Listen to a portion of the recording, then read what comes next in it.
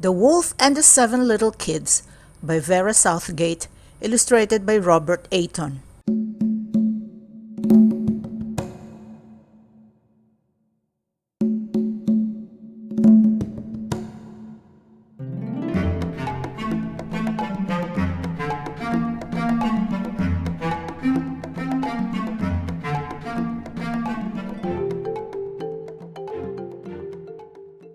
Once upon a time, there was a goat who had 7 little kids. She loved them all dearly. Her only fear was that one day the wolf might catch them. One day the mother goat had to go into the forest to look for food. Before she went, she called her 7 little kids to her. "Dear children," she said, "while I'm out, take care that the wolf does not come near you. Keep the door locked. If he gets in, he will eat every one of you. He may disguise himself, but you will know him by his rough voice and black feet." The kids replied, "Dear mother, do not worry. We'll take good care of ourselves."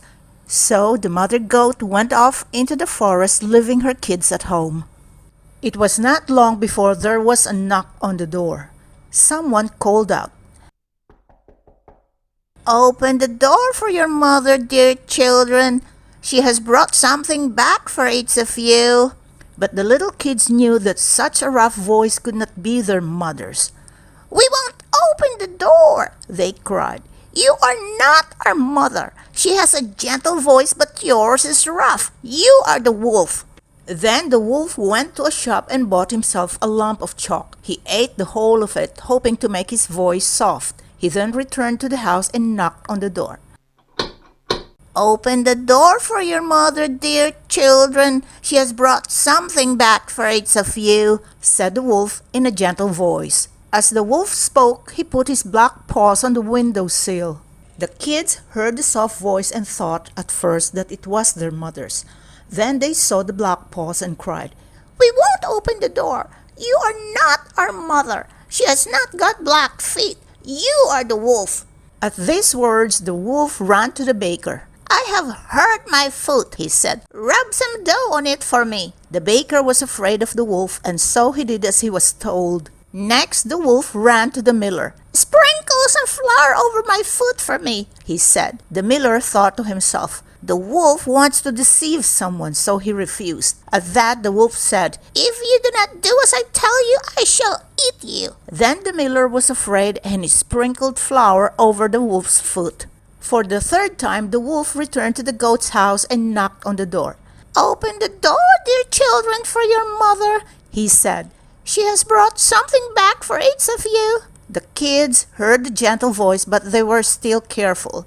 "First, show us your paws," they cried, "so that we may know if you are our dear mother." The wolf put his paw on the windowsill. When the kids saw the white paw, they thought that it was truly their mother. They opened the door wide, and there stood the wolf.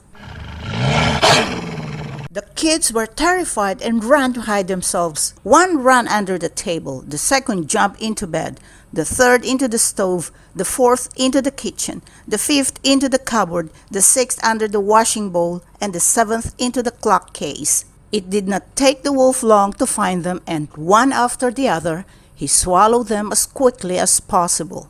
The youngest kid, who was hidden in the clock case, was the only one the wolf did not find. After swallowing 6 kids, the wolf felt sleepy. He went out into the meadow, lay down under a tree, and was soon sound asleep.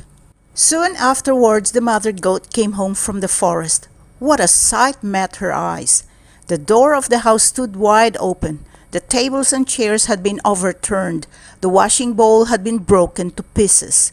The pillows and bedclothes had been pulled off the beds. The mother goat searched for her 7 children, but nowhere could she find them. Then, in despair, she called her kids by their names one by one. Not one answered until at last she called the name of the 7th kid. When she had called each name, a little voice replied, "Dear mother, I am in the clock case." Overjoyed, she took her little kid out of the clock case. It told her how the wolf had eaten the other 6 kids. When the sad tale was told, the mother goat and the 7th little kid wept together. After a while, the poor mother goat, followed by her one little kid, wandered sadly outside into the meadow. There, under a tree, lay the wolf sound asleep. He was snoring so loudly that the branches of the tree above him shook. The mother goat walked round the sleeping wolf and saw his huge, swollen stomach. When she looked more closely, she thought that something was moving and struggling inside his stomach. "Goodness me!" she cried. "Is it possible that my little kids whom he swallowed are still alive?" "Run home quickly," she said to the seventh kid, "and bring my scissors and a needle and thread." Then the mother goat cut open the wolf's stomach. At the first small cut she made, out popped the head of one little kid. As she cut further along the wolf's stomach, more and more kids jumped out.